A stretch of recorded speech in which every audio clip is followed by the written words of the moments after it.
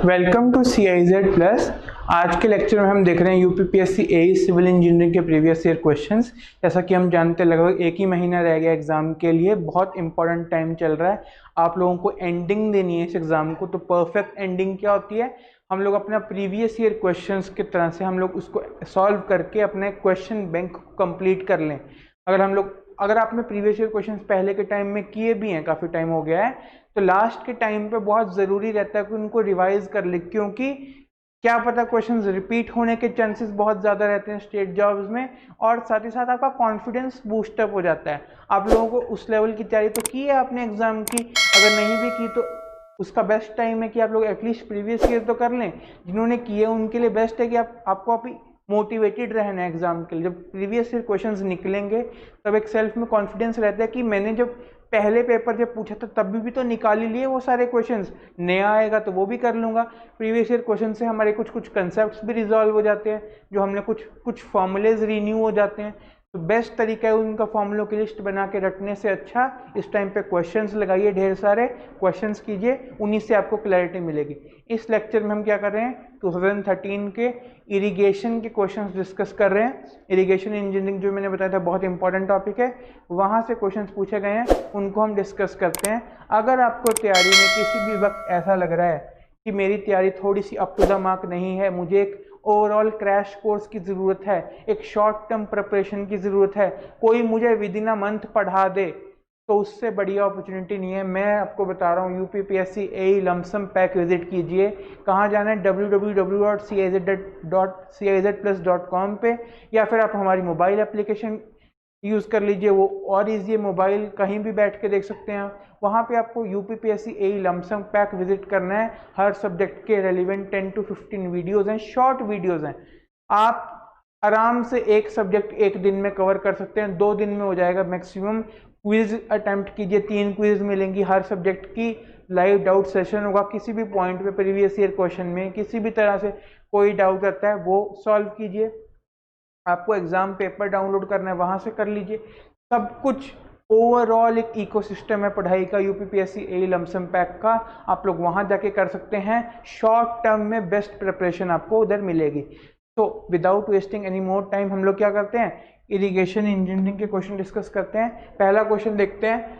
ये second video है irrigation engineering की, फर्स्ट अगर मैं अपनी नहीं देखी है तो उसको चेकआउट कर लीजिए।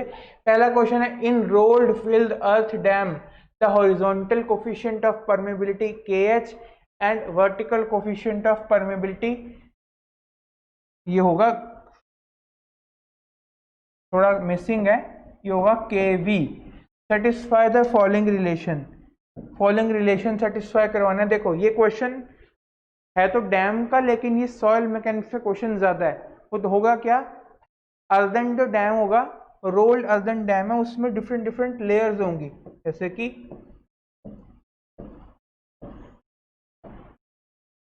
अलग अलग सॉइल्स की कंपोज की लेयर्स होंगी। जैसे इस लेयर की कोफिशिएंट ऑफ परमेबिलिटी है K1, इसकी है K2, इसकी है K3। जो इन लेयर्स के अलोंग जो चलती है परमेबिलिटी, उसका अगर मैं इफेक्टिव परमेबिलिटी की बात करूं तो उसको बोलते हैं KH, मतलब along the layers, horizontal layers के अलोंग। और अगर पानी इनके परपेंडिकुलर पास कर रहा है, इस वाली परमेबिलिटी को अगर मैं इफेक्टिव परमेबिलिटी बनाना है या फिर इक्विवेलेंट परमेबिलिटी बोलूंगा तो इसको बोलूंगा KV। अब KH और KV में एक रिलेशन होता है। KH क्या होता है, अगर इन लेयर्स की हाइट लेट से H1 H2 H3 है तो KH क्या होगा, K1 H1 plus K2 H2 plus K3 H3 divided by H1 plus H2 plus H3। जबकि KV क्या होगा, KV होगा H1 plus H2 plus H3 divided by H1 by K1 plus H2 by K2 plus H3 by K3। और आप H1 K1 K3 की कोई भी value रख लो, हमेशा ये यूनिवर्सल बात है, जो KH है वो ग्रेटर देन और इक्वल टू KV आएगा। ये बात बिल्कुल सही है। इसका आंसर कौन सा होगा? C option, KH is greater than KV। ये बात बिल्कुल सही है कि हॉरिजॉन्टल परमेबिलिटी की वैल्यू वर्टिकल परमेबिलिटी से हमेशा ज्यादा होती है। आगे चलते हैं हम लोग। The amount of residual chlorine left in public water supply for safety against pathogenic bacteria is about। ये क्वेश्चन है तो एनवायरनमेंट का, थोड़ा बच गया था एनवायरनमेंट में, तो यह यहाँ कवर कर रहा हूँ। बोल रहा है कि देखो, पानी में क्लोरीन देते हैं हम लोग, क्लोरीन डोजेज देते हैं, लेकिन हम लोग क्या करते हैं, कुछ रेजिडुअल क्लोरीन भी रखते हैं, क्योंकि ट्रीटमेंट्स के बाद पानी डिस्ट्रीब्यूशन लाइन में भी तो जाएगा, घरों तक भी जाएगा। तो ऐसा तो नहीं होना चाहिए ना कि क्लोरीन बस इतनी ही दी कि ट्रीटमेंट के बाद अब तुम्हारे हवाले है, पानी गंदा हो, बैक्टीरिया घुसे, हमें नहीं। कुछ additional safety, factor of safety भी तो रखना पड़ेगा। कुछ रेजिडुअल क्लोरीन रखते हैं कि अगर कुछ आगे बैक्टीरिया आते हैं तो रेजिडुअल क्लोरीन उनके अगेंस्ट काम कर ले। तो रेजिडुअल क्लोरीन कितना छोड़ते हैं डिस्ट्रीब्यूशन लाइंस में? उसका आंसर है 0.05 to 0.5 ppm या फिर mg पर लीटर। इतना हम लोग रेजिडुअल क्लोरीन को छोड़ते हैं वाटर डिस्ट्रीब्यूशन लाइंस में। आई होप ये क्लियर है। फैक्चुअल डेटा बेस्ड क्वेश्चन था। लाइनिंग ऑफ कैनाल, मैंने पहले पिछली वीडियो में लाइनिंग ऑफ कैनाल डिस्कस किया था। लाइनिंग की स्कावर ना हो, वाटर लॉगिंग ना हो, इसलिए कैनाल्स की लाइनिंग की जाती है। उसका रीजन बताया क्यों की जाती है। पहला रीजन है to prevent the erosion of the beds and side to high velocities. बिल्कुल सही। अर्दन अगर कैनाल होगा तो उसकी इरोजन हो जाएगी, सॉइल इरोड हो जाएगी। अर्दन है ना, कोई बांध तो रखा नहीं। अगर आप उसकी लाइनिंग प्रॉपर करोगे तो वो रिजिड सरफेस है, वो इरोड नहीं होगी, अर्थ इरोड हो जाएगी क्योंकि उसकी कोहेजन कम होती है। तो इरोजन हो जाती है मेरी सॉइल की, उसके बेड की और साइड्स की हाई वेलोसिटी के कारण। उससे क्या हो जाएगा, मेरे कैनाल की शेप चेंज हो जाएगी, जो मेरा पानी है उसमें सिल्ट मिक्स हो जाएगी, वो पानी सारा खराब हो जाएगा, वो कहीं और जाके सेटल हो जाएगी। तो ओवरऑल मेरे कैनाल की शेप बिगड़ जाएगी। Second, to minimize the seepage of losses. ये बिल्कुल सही है। अगर पानी में हम लाइनिंग नहीं करेंगे तो पानी लॉस हो जाएगा, पर्कुलेट कर जाता है नीचे, ग्राउंड वाटर से मिल जाएगा, सॉइल में एब्जॉर्ब हो जाएगा बेसिकली पानी। तो उससे क्या होगा, लॉसेस हो जाएंगे। To increase the discharge by increasing velocity. Yes, ये भी बिल्कुल सही है। अर्दन जो मेरा कैनाल है वो ज्यादा फ्रिक्शन देता है। अर्दन कैनाल क्या होगा, थोड़ा सा खुरदरा होगा ना, थोड़ा सा रफ होगा in comparison to plain smooth canal. तो स्मूथ कैनाल फ्रिक्शन कम देता है, उसके कारण मेरी वेलोसिटी में चेंज कम आता है। बेसिकली स्मूथ पे वेलोसिटी ज्यादा होगी, तो ज्यादा वेलोसिटी अगर ज्यादा होगी तो डिस्चार्ज ज्यादा देगा। तो इसी कारण जो अर्दन कैनाल हैं वो स्लो होते हैं in comparison to lined canal. Lined canal पे वेलोसिटी ज्यादा होती है, इसीलिए डिस्चार्ज ज्यादा होते हैं। तो इसके आंसर क्या हुआ, डी ऑप्शन। तीनों ही ऑप्शन बिल्कुल सही है। आई होप आपको ये आंसर क्लियर लगा। आगे चलें। A channel design using Lacey's theory. Lacey theory किस लिए यूज होती है, कैनाल डिजाइन के लिए यूज होती है। लेसी डिजाइन थ्योरी बोलते हैं। हैज मीन वेलोसिटी, साथ साथ लिखते चलें। मीन वेलोसिटी मतलब एवरेज वेलोसिटी कितनी है, 1 मीटर पर सेकेंड। सिल्ट फैक्टर F1, इसका सिल्ट फैक्टर का फॉर्मूला क्या होता है, 1.76 √d/mm, diameter of the particles in mm। ये इसका सिल्ट फैक्टर का फॉर्मूला है। दिया हुआ 1 है इस केस में। हाइड्रोलिक रेडियस मतलब हाइड्रोलिक मीन डेप्थ पूछा हुआ है। Hydraulic radius R = 5/2 v²/f। ये होता है इसका फॉर्मूला, लगा देते हैं। 5/2 v कितना है, 1/1, यह आ जाएगा 2.5 मीटर, क्योंकि रेडियस है ना, रेडियस की यूनिट तो मीटर में होगी। यह आ जाएगा b, 2.5 मीटर। इससे शॉर्टकट में इसका और कोई एक्सप्लेनेशन दे ही नहीं सकते, फॉर्मूला बेस्ड क्वेश्चन है बेसिकली। पूछा हुआ है हाइड्रोलिक रेडियस का ये formula 5/2 v²/f। Lesi regime theory में कुछ 4-5 फॉर्मूले हैं। स्लोप का फॉर्मूला है, डिस्चार्ज का फॉर्मूला है, वेलोसिटी का फॉर्मूला है, स्काउ डेप्थ का फॉर्मूला है। वो लोग आप याद कर लो, लेसी थ्योरी कंप्लीट हो जाएगी। लेसी थ्योरी की 3 कंडीशन है, इनिशियल रिजाइम, फाइनल रिजाइम और ट्यू रिजाइम।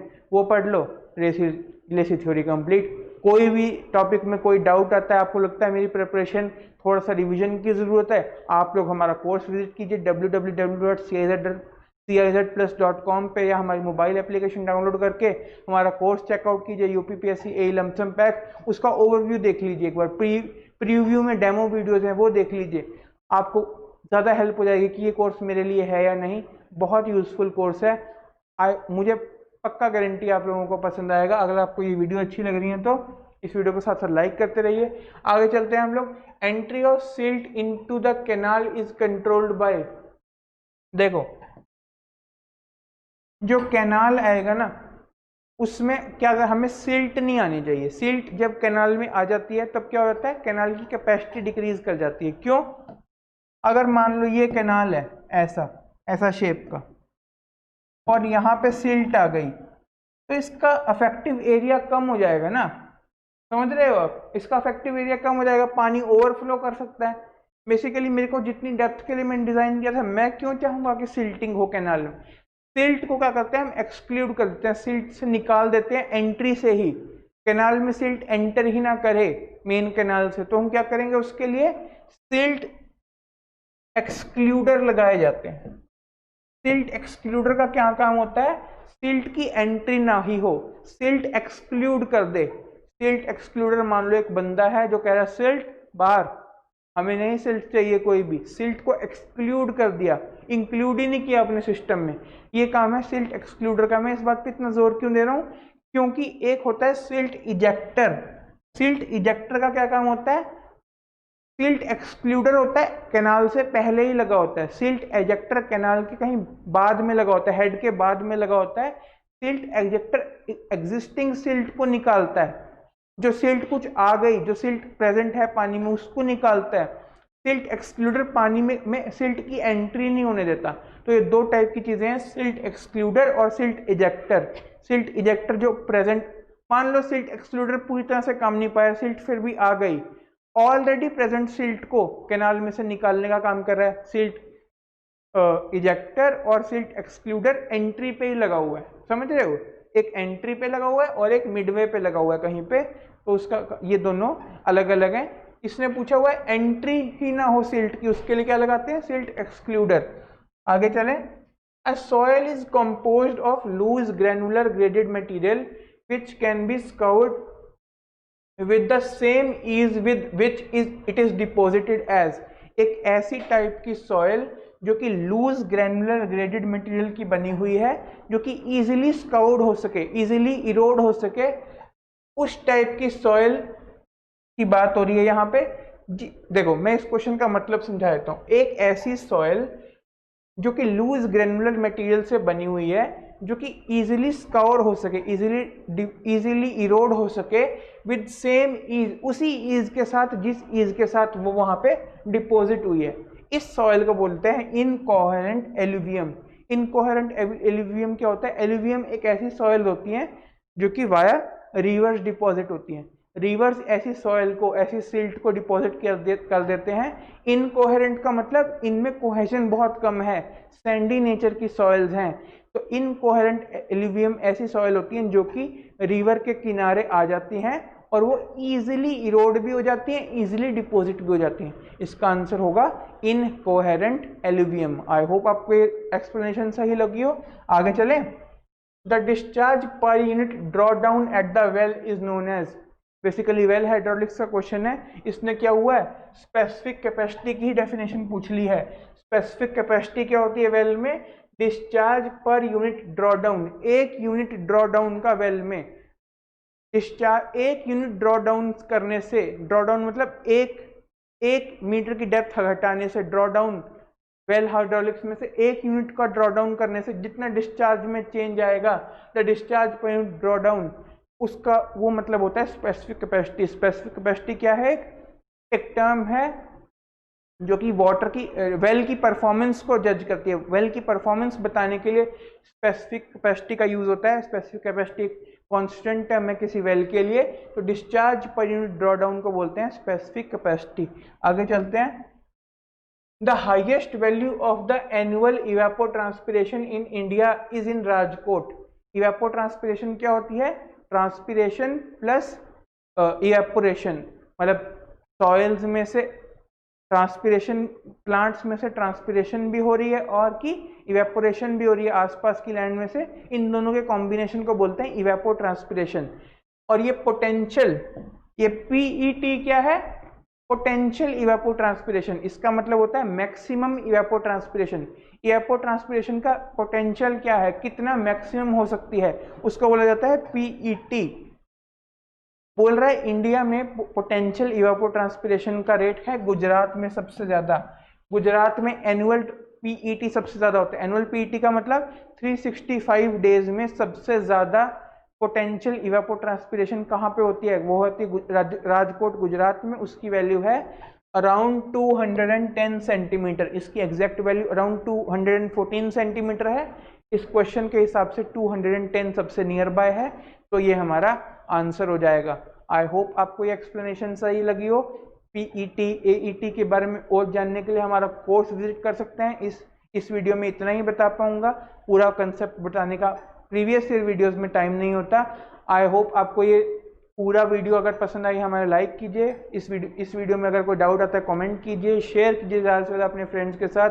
हमारे साथ जुड़िए, latest job notification, video notification, strategy videos सबके लिए हमारे साथ आप जुड़ सकते हैं फ्री ऑफ कॉस्ट। वीडियो के डिस्क्रिप्शन बॉक्स में लिंक्स दिए हुए हैं हमारे व्हाट्सएप ग्रुप और टेलीग्राम चैनल से, उसमें आपका एक स्टडी इकोसिस्टम बन जाता है।